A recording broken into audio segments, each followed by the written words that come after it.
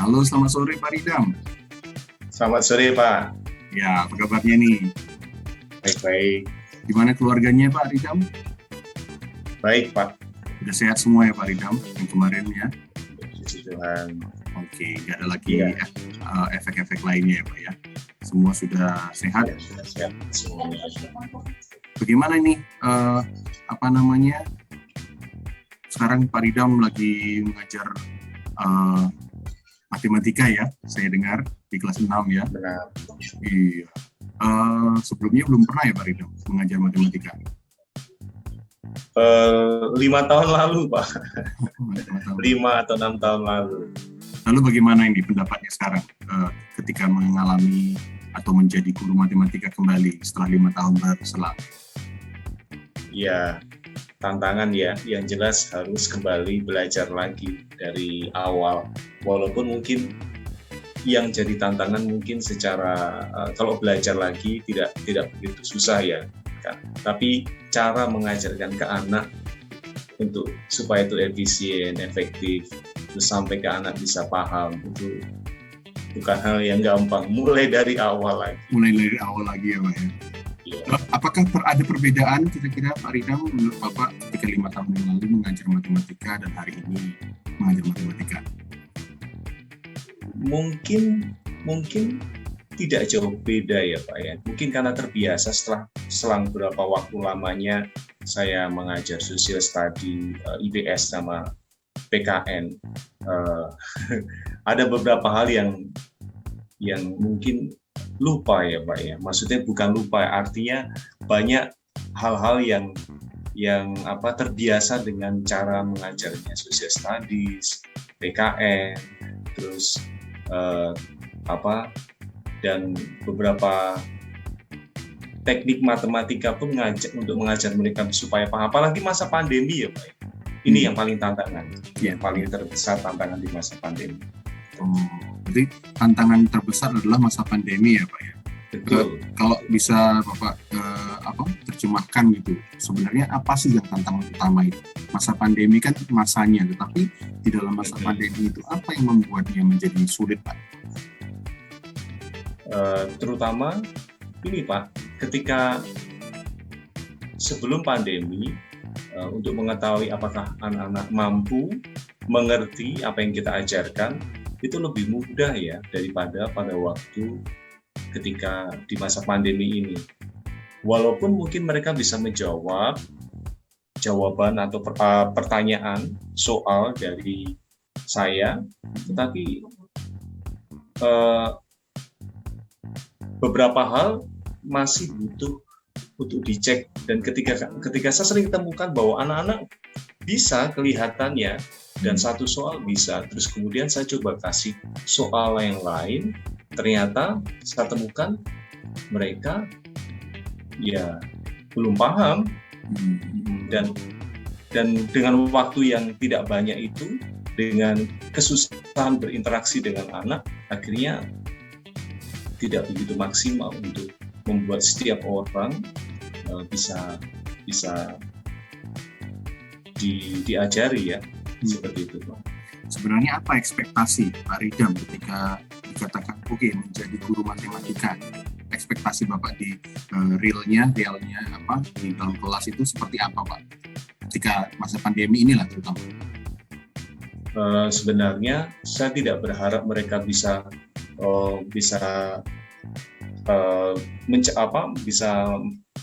tahu banyak hal ya Pak ya, maksudnya mereka bisa mengerjakan banyak soal dan seterusnya, tetapi paling tidak ya mereka tahu konsep dari matematika itu, terus kemudian dengan waktu yang tidak banyak ini dan interaksi yang kurang ini, paling tidak mereka bisa mengerjakan beberapa soal yang sudah dipersiapkan dengan tingkat yang mungkin kalau dilihat dari mungkin ketika ini dilakukan secara offline bisa jadi saya turunkan ya tingkat kesulitan itu, tapi saya masih temukan walaupun diturunkan pada tingkat yang lebih rendah itu pun anak-anak mengalami kesulitan. Oh, jadi kalau saya bisa dengar dari penjelasan Pak Ridam hari ini, bahwa sebenarnya kesulitan utamanya itu adalah ketika menerapkan konsep, mengajarkan konsep itu sulit karena waktunya juga singkat Pak ya. Dan kemudian mungkin teknis ya, kendala teknis ketika mengajarkan itu membuatnya sulit bagi anak untuk bisa memahami seperti ketika waktu kembali di kelas biasa gitu Pak ya. Jadi itu masalah utama yang Pak Ridam alami hari ini ya Pak Ridam. Menurut Pak Ridam ya, apa yang bisa dilakukan Pak Ridam?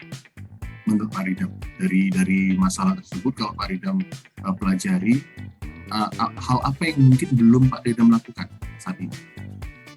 Ya, mungkin ada ide gitu. Kalau ini yang coba saya lakukan sih Pak, saya berusaha untuk mengakomodasi, walaupun saya belum melakukan baru beberapa kali saja, cuma saya belum lihat hasilnya. Jadi kadang-kadang waktu saya mengajar mereka, saya lakukan dengan pelan-pelan, terus tetapi karena saya tidak bisa mengakomodasi dengan jumlah anak 23 siswa, untuk saya bisa lihat mereka satu persatu, biasanya saya minta mereka untuk beritahu saya itu lewat chat ya.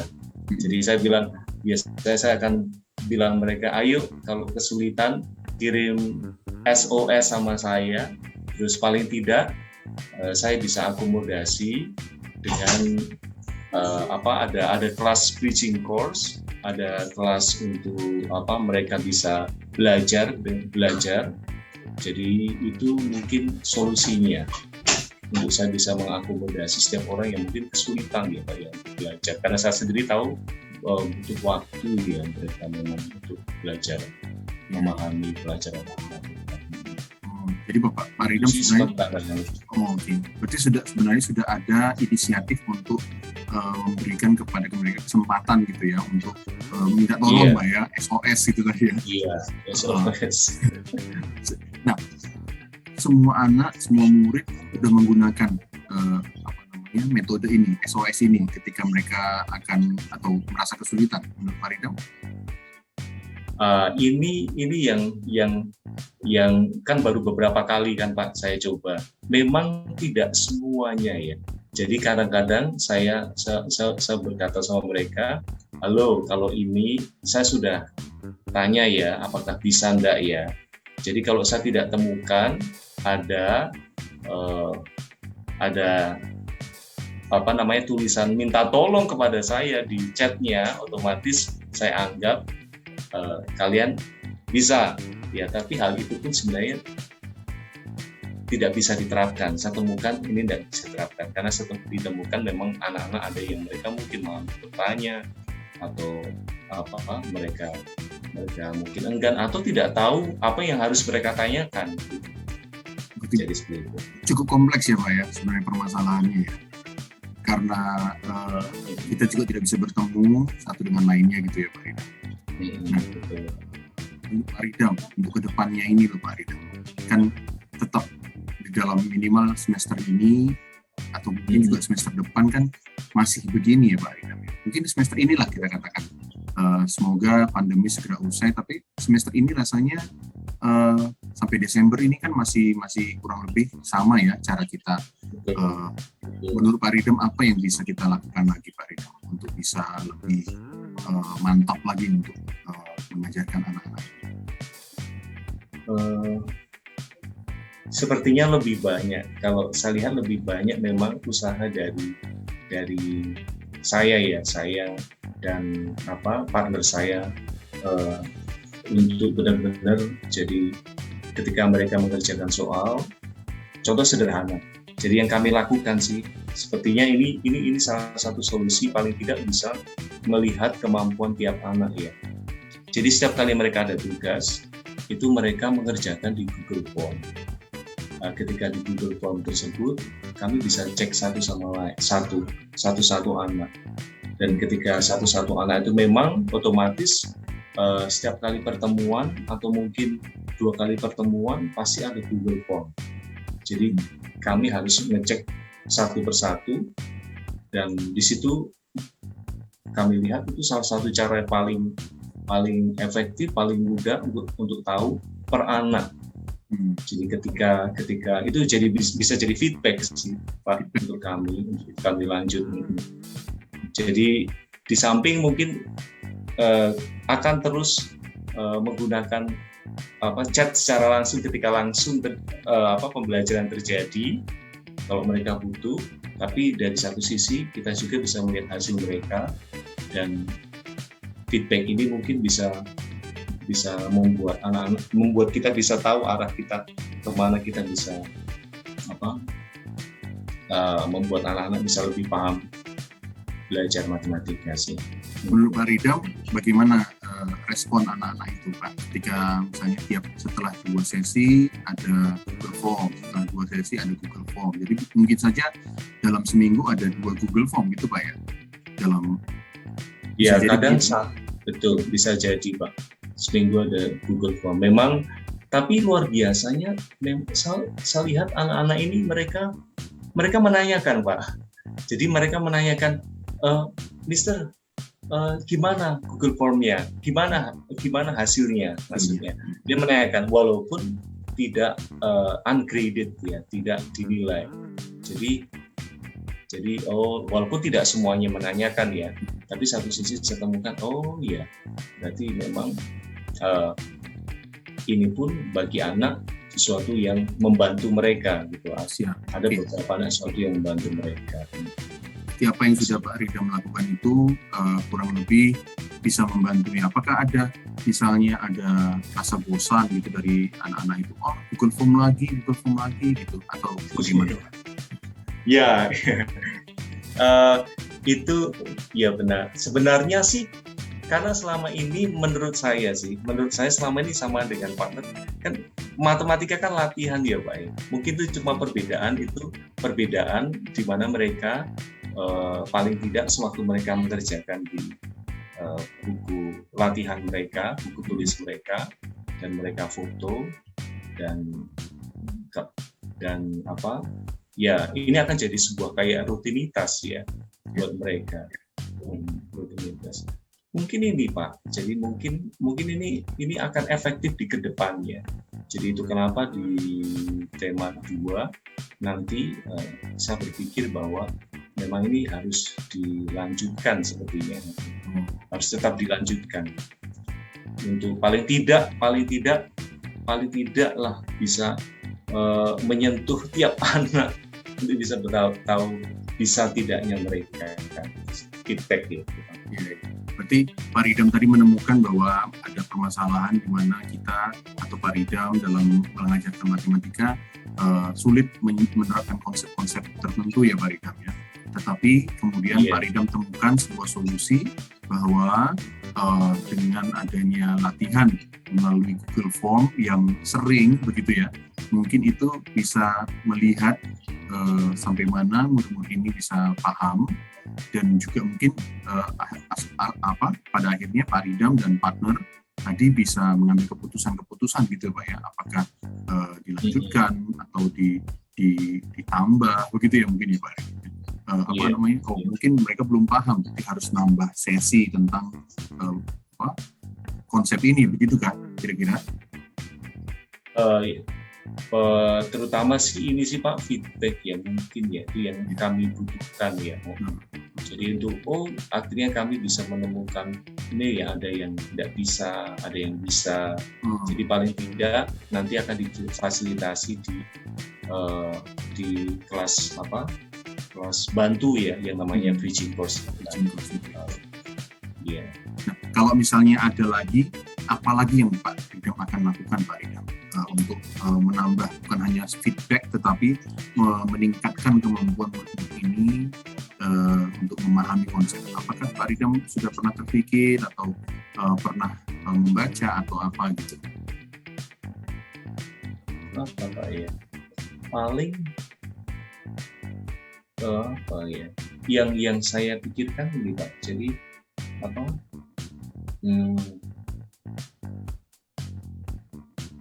sebenarnya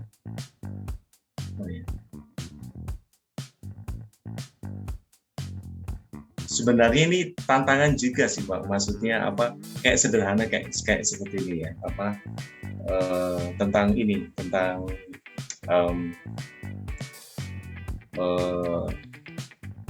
alur pembelajaran gitu Pak. Jadi kadang-kadang kayak ini sederhana aja. Kami hadapi contoh pengambilan keputusan daripada topik matematika. Jadi di semester ini kami temukan ternyata waktu kami memilih satu topik matematika, dan contoh sederhana pie chart. Jadi diagram lingkaran. Menggunakan pie chart. Padahal anak-anak ternyata mereka di kelas 6 itu baru dapat rasionya itu setelah seharusnya kan di awal. Jadi hal-hal seperti ini kami temukan bahwa untuk penyusunan alur daripada topik itu sangat penting gitu. Jadi paling tidak anak-anak bisa mereka bisa ikuti itu secara berurutan. Jadi kami temukan bahwa ini kami belajar pie chart saat ini, ya. Tapi ketika itu kami temukan bahwa beberapa anak memang mereka masih belum mantap sama belum kuat untuk belajar tentang ratio sama pecahan, ya. Jadi mungkin selain untuk bicara tentang feedback bagi anak-anak, tapi juga untuk lebih melihat secara detail nanti di tema 2 ini untuk lebih spesifik, artinya alur daripada pembelajaran matematika paling tidak lebih berurutan ya. Lebih berurutan. Jadi menurut Pak Ridam, kalau udah dengan adanya pemikiran tersebut, apa hal yang paling urgent untuk diubah Pak Ridam untuk saat ini dari pembelajaran yang Pak Ridam lakukan?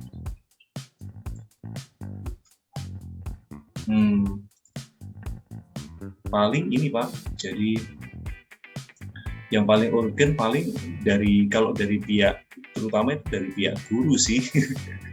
jadi kami sepertinya harus lebih sering ketemu ya, maksudnya sering ketemu untuk memastikan sebelum menyusun rencana pembelajaran, aktivitas pembelajaran, harus lebih teliti ya, lebih siap, lebih detail lah.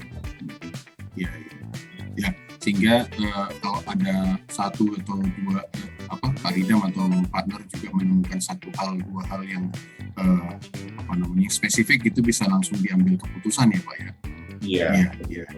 Jadi tadi Pak Ridam sudah menemukan ada masalah, kemudian Pak Ridam juga ternyata sudah bisa menghasilkan sebuah solusi ya, yaitu bahwa mendapatkan bahwa untuk mendapatkan feedback tadi melakukan beberapa kali Google Form ya, atau ulangan kecil-kecilan, quiz gitu Pak ya. Mungkin tidak banyak soalnya, tetapi hanya untuk melihat seberapa jauh murid-murid itu sudah melakukan atau mengerti konsep-konsep tersebut ya Pak ya. Dan juga tadi Pak Ridam sudah menemukan juga bahwa harus ada koordinasi antara Pak Ridam dengan partner, karena ini Pak, tim teaching ya Pak ya. Tim teaching ya, dengan ada dua orang untuk mengajar matematika di angkatan yang sama ya, sehingga harus banyak koordinasi gitu tadi Pak Ridam mengatakan ya, sehingga tidak ada hal-hal yang harus diubah segera, bisa cepat gitu ya. Berarti terus bagaimana kira-kira Pak Ridam cara untuk berkoordinasi yang baik untuk saat ini di tengah masa situasi yang seperti ini Pak Ridam dengan partner tadi Pak? Iya, mungkin memang harus dibuat ini Pak ya, dibuat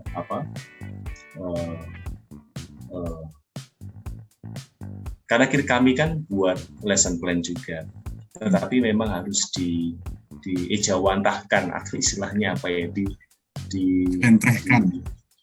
Iya, dirubah jadi hal yang lebih mudah untuk kami bisa baca, terus kami bisa gunakan itu. Ya, contohnya setiap kali langkah-langkah pembelajaran itu dibikin sederhana, artinya untuk informasi kami secara sederhana dan secara sederhana tapi detail ya Pak ya. Maksudnya gimana ya? Jadi seperti bikin tabel dan seterusnya.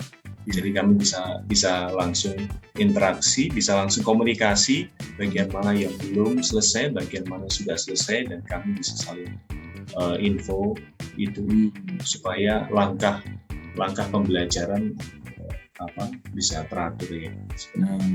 Berarti ya Pak ya, seperti membuat tabel yang berurutan gitu ya Pak ya, sehingga tahu apa saja yang sudah atau yang direncanakan untuk pembelajaran pertama, kedua, dan seterusnya Pak ya, sehingga partner juga bisa melihat ke sana dengan kalimat yang komunikatif, berarti bisa mengerti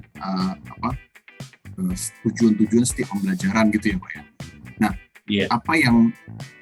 apakah itu sudah dilakukan Pak Ridam? Belum Pak. Belum. Nah, kalau belum, bagaimana kira-kira apa yang akan Pak Ridam lakukan?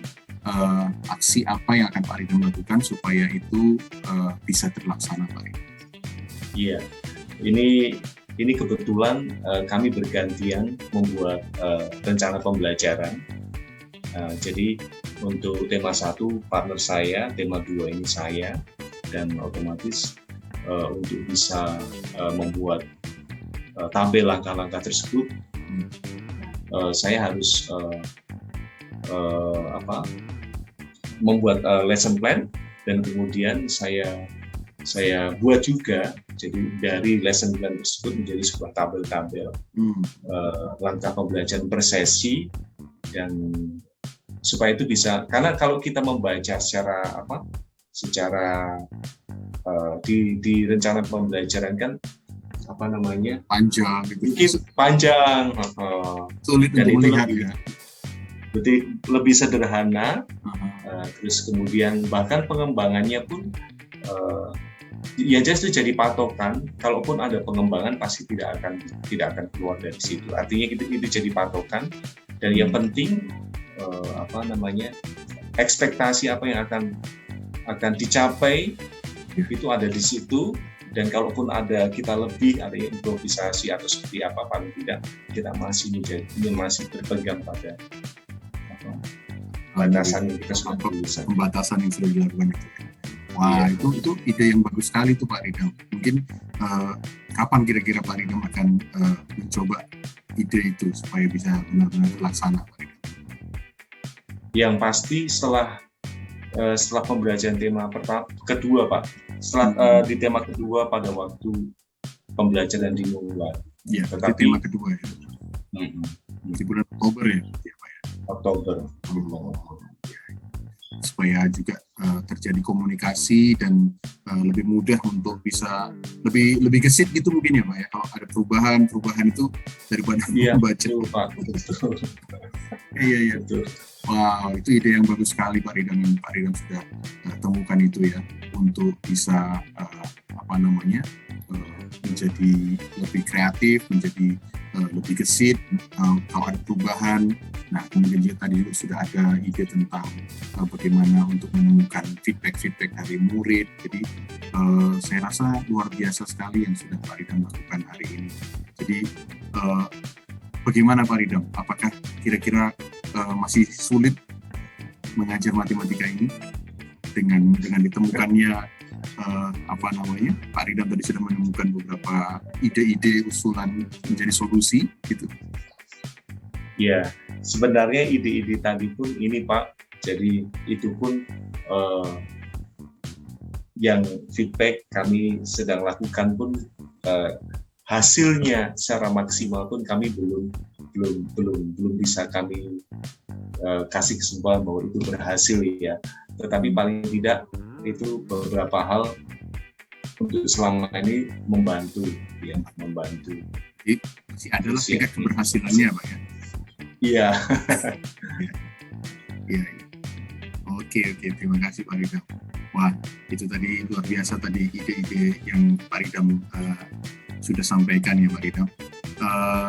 Terima kasih Pak Ridam, semoga Pak Ridam semakin berani untuk terus mengembangkan diri menjadi guru matematika yang terbaik Pak Ridam. Terima kasih Pak. Ya, oke Pak Ridam, begitu saja dulu pembicaraan kita. Terima kasih untuk waktunya Pak Ridam yang sudah meluangkan waktunya untuk kita untuk bisa berbincang-bincang pada hari ini. Salam untuk keluarga Pak Ridam. Terima kasih Tuhan berkati. Oke. Tuhan berkati.